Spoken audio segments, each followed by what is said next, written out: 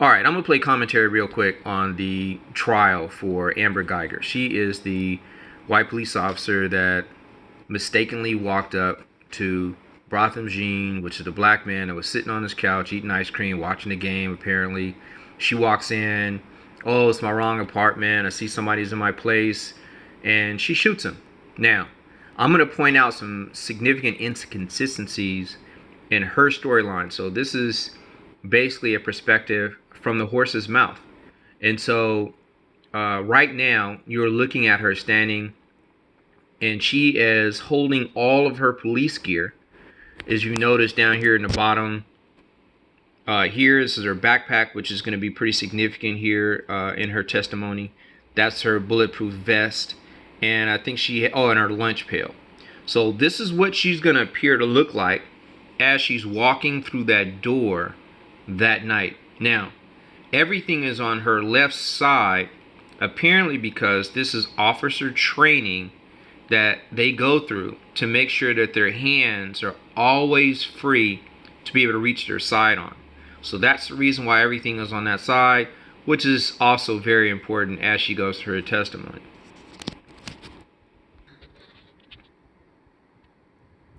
Okay, so in this testimony right here, she's stating the fact that when she pushed the door open, she saw a silhouette. Now, the problem with seeing a silhouette, and what you'll later hear in her testimony on cross-examination in her own words, is the fact that, admittedly, there's tons of light that floods into that apartment. But she claims that she only sees a silhouette. Now, I don't know about you. A silhouette is created when you are standing behind a figure and the light source is on the other side of the figure, which makes you look at a black anything, which is a silhouette. Now, if she's the one that's in the door and the light is behind her, if anything, she's going to look like a silhouette to him. But she is going to be able to look into a lit room if the light is flooding in. But listen to her words.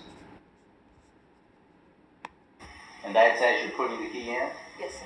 And when you say cracked open, you see the exhibit on the monitor. Okay, you remember that video when they showed how the door didn't close? Now this is from the inside. Were you viewing the same type of situation you were from the outside? Yes, I was. Okay. As the key goes into the keyhole, that's when you saw the door? Judge Allen objects to leading. It's the same. Did you see anything else or notice anything else at that point in time? I heard moving around inside my apartment. What type of moving around? Like loud shuffling, someone walking. Okay. What happened when the key actually went into the key? It forced the door open.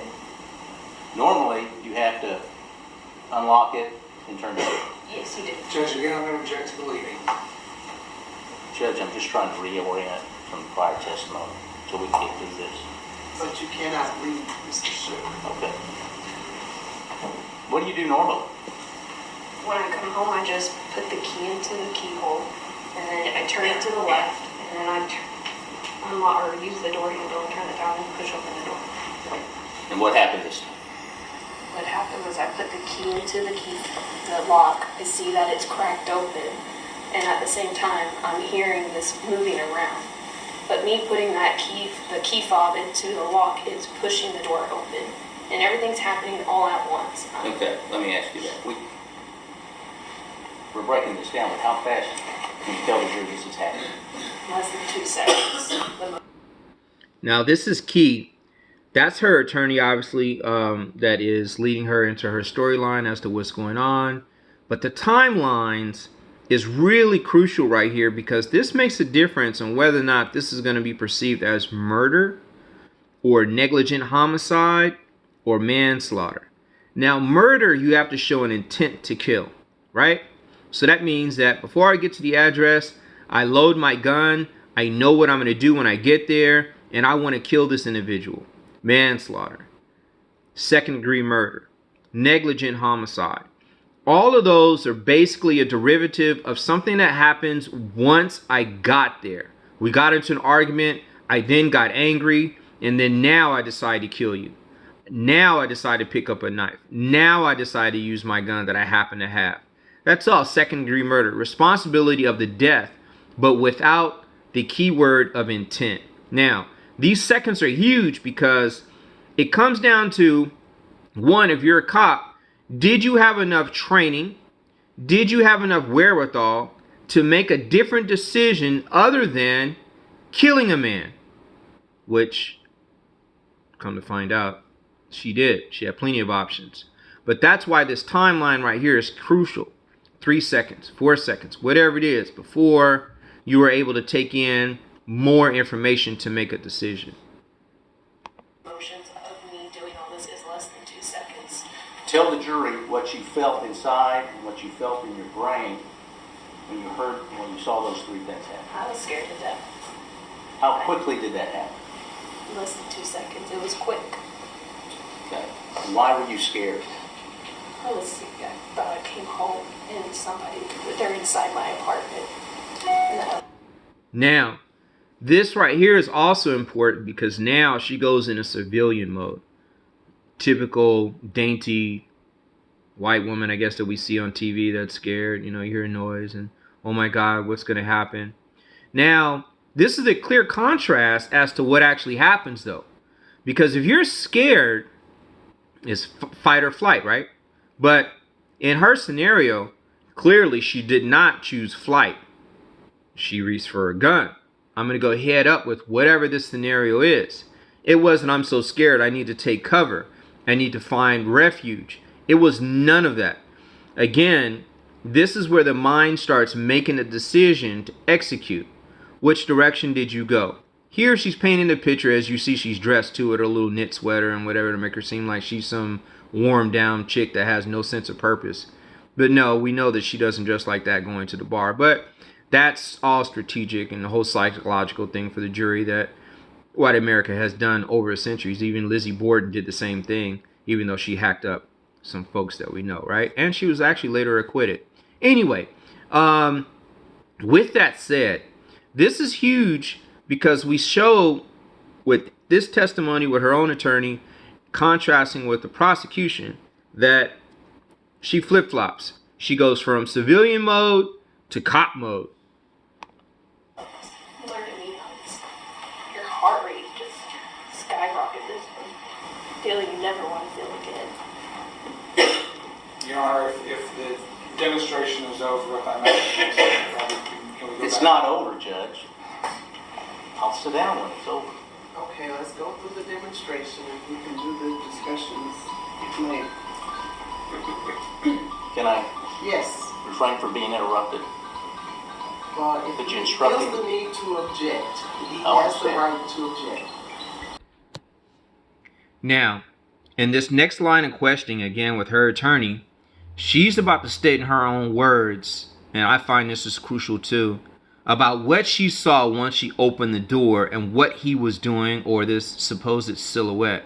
Now, mind you, she's already stated she's such in shock. I don't know what's going on. I'm so scared and frightened, to the fact she couldn't even tell that a 265 plus size man, 6'3 plus, was not a man or female. She didn't know. She just, I was just clueless as to what I'm seeing. But I'm seeing this figure. But watch what she says, what the silhouette is doing.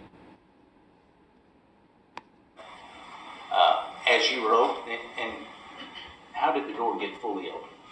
I used my left arm to fully open it. And at that time, that's whenever I'm drawing my service weapon out. All at the same time? Yes, sir. Okay. When you saw that figure, or silhouette of a figure at the back, did you do anything? Yes. That's whenever I pulled my gun out and I yelled at him. It's like, let me see your hands, let me see your hands. What was the figure doing? It moving around. Okay. Did that cause you some concern? Yes. Why is that? I couldn't see his hands. How fast is this happen? Now, mind you, in this spot, she says she can't see his hands. Now, for whatever reason, she just said a minute ago, she can see all the way down his apartment, but for whatever reason, she can't see his hands. Now, I don't know what's in front of him where she can't see his hands, It sounds like it was pretty much an open floor plan. Well, what's in front of you where you can't see his hands? I don't get that. He wasn't a small man. Next, all this light flooded into his apartment. So how is it you can't see his hands? But anyway, I want you to hear what she says he was doing. Real fast. It's seconds. Are you still holding your equipment? Yes, I am. How's the door staying open? I'm using my equipment to prop it open because those doors are heavy. What did the figure do after you said, let me see your hands? He started coming towards me. Now you heard it in her own words. She said, he's starting to come towards me. She doesn't ever say that no other time. Watch what she says next. How fast was he coming towards you? A fast-paced walk. Wasn't running? Wasn't running. All right. When you saw him coming towards you, what was going through your mind? I thought that he was coming at me. If he couldn't see his hands, he was going to kill me. Did you hear anything as he... Now, I don't know about you. If somebody's walking towards you, they should be coming into focus more and more. There should be a point where you can see more detail. You should be able to see his hands, but for whatever reason, she's saying she cannot see this man's hands. Here's where the inconsistency starts. He's walking towards you. There was a loud yell. He was yelling, hey, hey, hey, in an aggressive voice. Okay. I'll let you put this down. Real quick, I do have to insert that. Not too many black folks are going to hear the words, show me your hands, and then start walking towards that voice. That's just kind of like a cultural unknown or unnorm. We don't know that to happen. White folks will typically do that, but black folks typically don't because we're used to sticking our hands up if we hear anything that's got to do with law enforcement. But I'm speaking in probability. I wasn't there. She and Mr. Jean was the only one there. They're the only ones that know. However, there has been witness testimony that simply states, and these are his next door neighbors, that she didn't yell anything. There was no show me your hands, none of that. Also, you'll hear in the prosecutor's cross-examination that since she's standing in the doorway in that hallway, we all know our voice will start to resonate and amplify even louder if we're remotely yelling. So it should have even been even louder than a regular yell because she was in the hallway and nobody heard anything.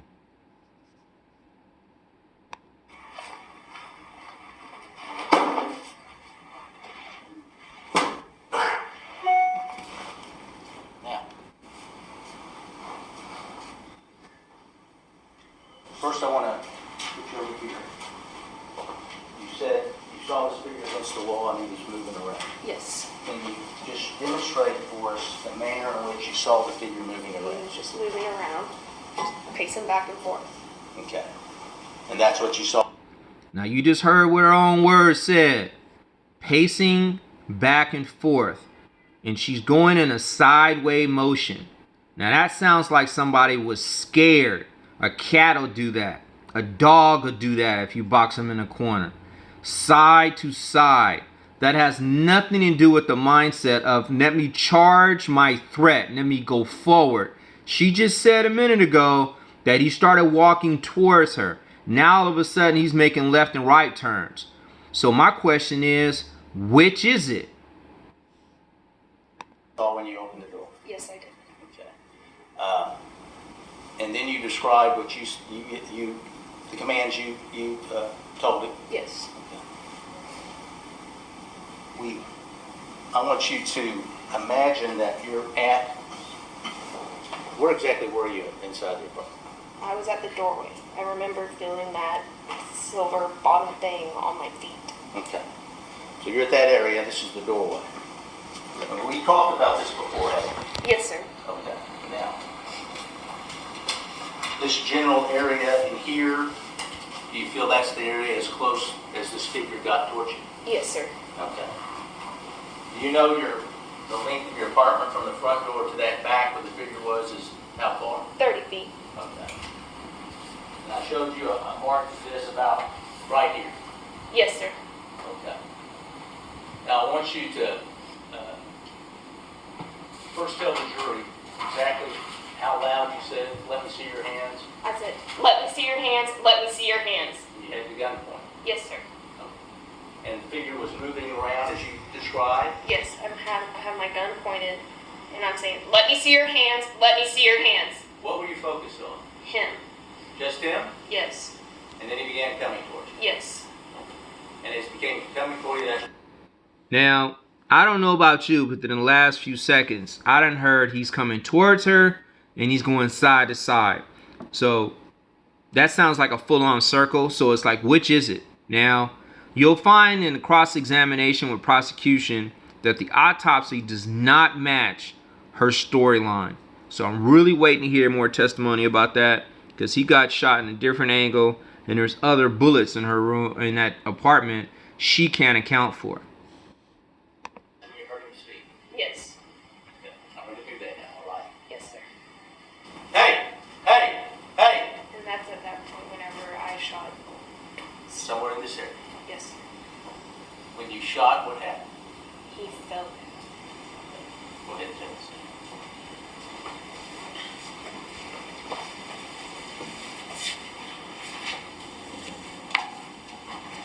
And why? Now, I'm going to stop her testimony with her attorney and fast forward over to prosecution, because actually it's a lot more fun because she's getting grilled. So you're going to hear similar questions that her attorney just asked, because he gets the chance to cross. And so when you hear the same questions, obviously you're going to hear an answer from a different perspective, but the prosecution gets to challenge that. So, as you know at court, the opening statements is with your attorney laying out your storyline with a series of questions, because attorneys can ask questions, not statements, because that's leading, which you've heard some of the objection already from prosecution saying that he was leading her into a story, because the attorneys cannot tell the story, the witness has to tell the story. So I'm going to fast forward this and get over to the prosecutor putting her on the grill. I apologize. I have to play this segment because I know this is what's probably most important to a lot of people. What she's about to talk about right now is what happened right after she shot him. At what point did she realize she's not in her apartment and she shot an innocent man? Now, this is also huge too, because charges can be brought upon somebody when they don't take necessary actions to the fullest extent of their capability in order to render aid. So what that means is, if I am a passenger to a guy that goes out, shoots somebody, the guy is not dead, and we decided to leave. Well, let's just say the guy left me there with him. I got scared, I ran away. I could be charged with accessory. I can also be charged with not finding a way to render aid to somebody that I knew was dying. So in this scenario, she sees that she's now shot him. And so now what do you do? What do you do with your feelings, your actions, your training, once you know for a fact that now you have done something that is wrong and he is about to die? Hear it in her own words.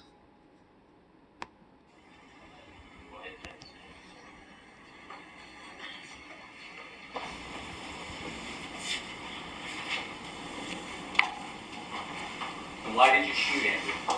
I was scared he was going to kill me.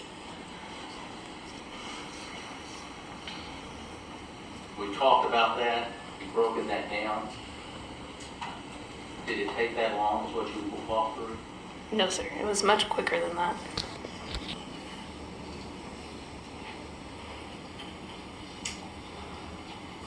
After when you saw the figure, could you tell man, woman, anything like that? In the back of the room, no, you could not see who it was. All right. After you fired those shots, what's the next thing that you did? I walked fully inside the apartment. I still had my gun outside, since I didn't even, at that point, I didn't know if he was armed. It wasn't to that point when I got to the counter area when everything started, realizing that this wasn't my apartment. What did you start noticing? I started noticing the ottoman in the middle of the floor. Okay. Now, could you see any lights in the apartment at this time? I finally saw that there was the TV light was on. Is that the first time you noticed that? Yes, it was. Prior to that, where had your complete attention been? On the threat, on the person that I thought was inside my apartment. Now, I have to make clear here, she's saying now, I guess, that the only light that she saw on in his room was from the TV source. And it was made clear, and at her own admission too, what prosecution said, that there was light that flooded in from the hallway. Now, it seems to me that that would have illuminated everything.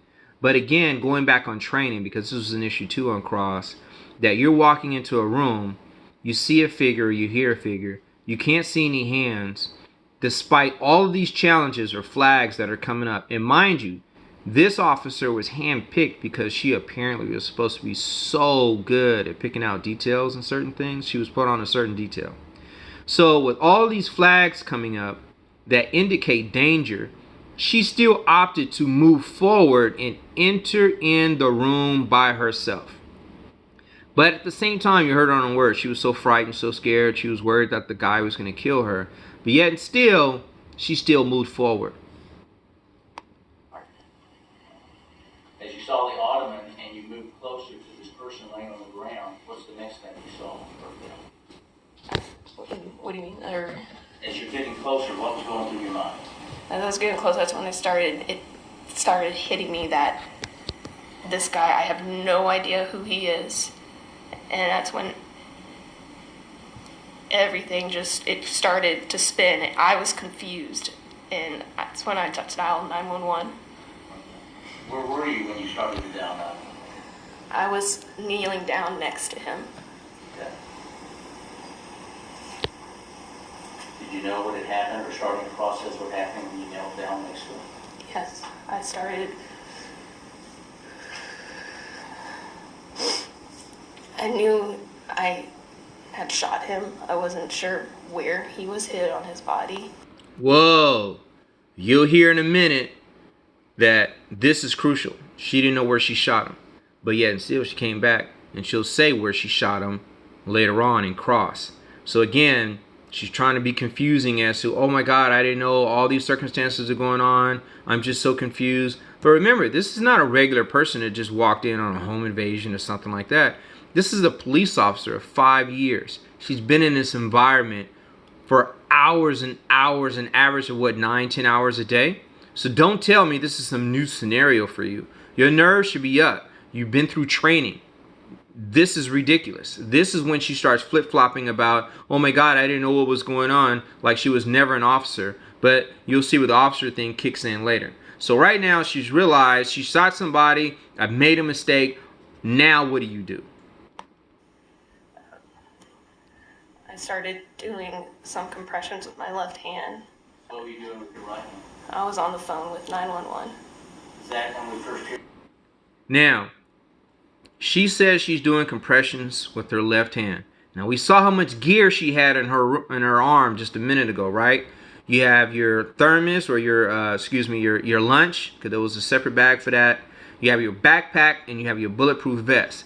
Now, between now and time that she was interviewed with prosecution, she never mentioned that she put all this shit down. But now she's saying her hand is free and she has the ability to do CPR.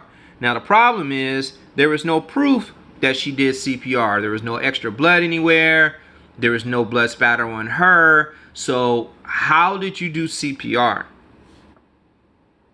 Hear the 911 when the operator picks up? Yes, sir. You were trying to do a compression with your left hand. Yes. Had you ever done CPR before? No, I have not. Did you do that very long? No, I did not. What caused you to stop?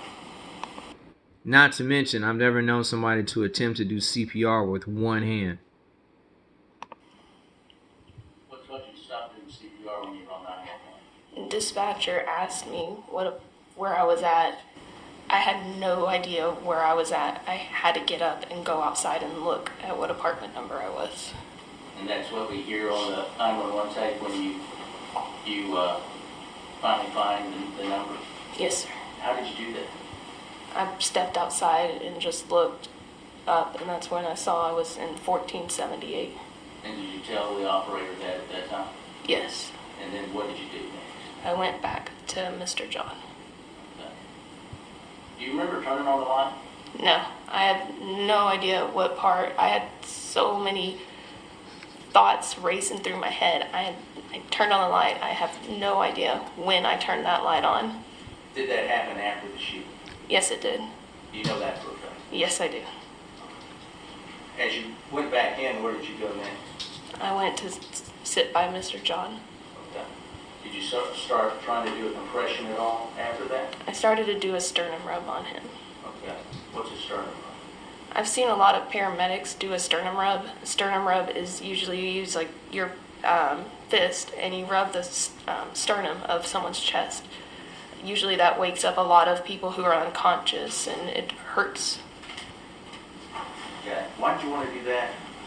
I wanted him to keep breathing. There wasn't, the state he was in, I knew it wasn't good. It wasn't good. Now, mind you, at her own admission, she's knowing he's not in a good state. Okay? So this is why it was important that she already has medical supplies in her backpack with her at that time to give him, and still chose not to do that. Was he conscious at all? Did you tell? And he was a little conscious. Okay. We hear things from time to time on 911, stay with me, bud, things like that. What are you doing when we hear those things? Do you know? I'm doing the sternum rub on him. I'm rubbing his chest, just trying to keep him there. I want to play that 911 tape for you again, and then I'll have some questions for you, okay? Yes, sir. In this 911 tape, and this is what always drives me nuts about officers. In the 911 tape, you can hear her say, "Oh, fuck," because she knew she messed up. But it's not about sympathy or even empathy for the other person that you just killed or shot. It's about your status now has been changed. That's it. It reminds me of the Asian cop that called his union rep right after he shot somebody before 911. Unbelievable. But same thing.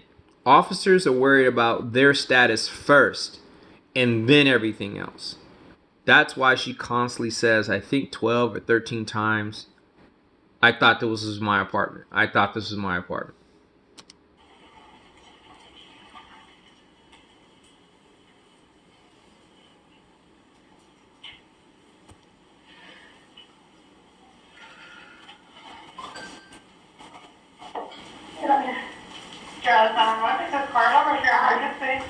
Hi, this is Officer the officer. Can I get by either I'm in number Do you need police and more or just the EMS? yes, I need both. Okay, what's the address? I'm at apartment number 1478. I'm in 1478. And what's the address there? It's 1210 South Lamar, 1478. Yes. What's going on? I'm an off-duty officer. I thought it was in my apartment, and I shot a guy thinking that he was thinking it was my apartment. He shot someone. Yes, I thought it was my apartment. I'm fucked. Oh my god. I'm sorry. Where are you at right now? I'm in. What do you mean? I'm inside the apartment with him.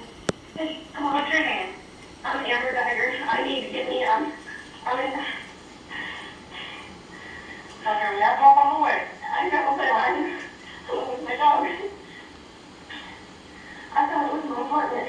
Okay. Hey, Dad. Hold on. Fuck. Okay, stay with me, okay? I really need to provide that. Hey, bud. Hey, bud. Hey, bud.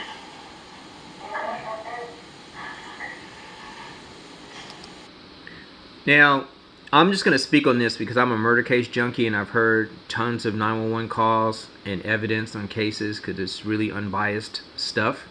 So you just heard a little while ago, she said that right after she shot him, she kneeled down next to him, right?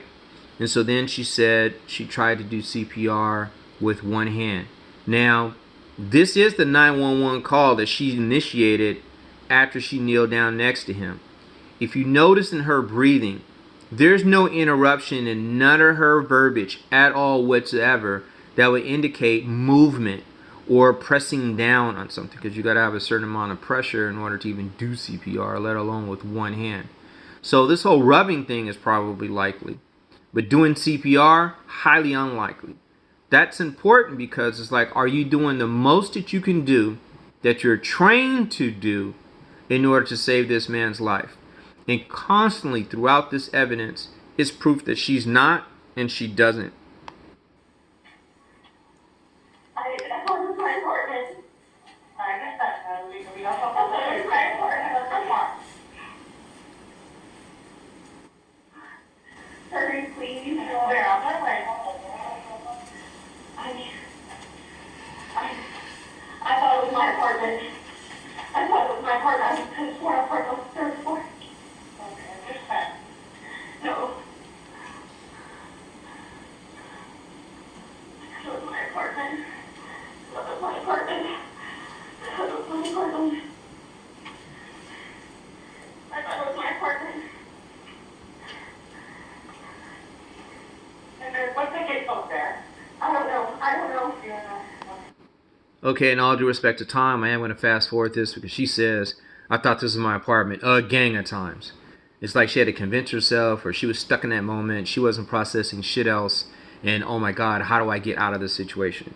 This is also what prompts those text messages that go out, which is later discovered, because all she's doing is thinking about how she can fix her situation, not Mr. Jean or Jean's situation as he lay there dying. So like I said earlier, let me skip over to prosecution and you can hear these questions go out and how this chick is a problem. This is another excerpt as I was looking forward to prosecution, where I was talking about earlier where at her own admission she was saying that she had hollered into Mr. Jean's apartment and saying, show me your hands, show me your hands. Now, right now she's going to talk about how when she was on a 911 call, the operator asked her, well, her attorney asked her, well, how did you know the officers were coming? Listen to what she says.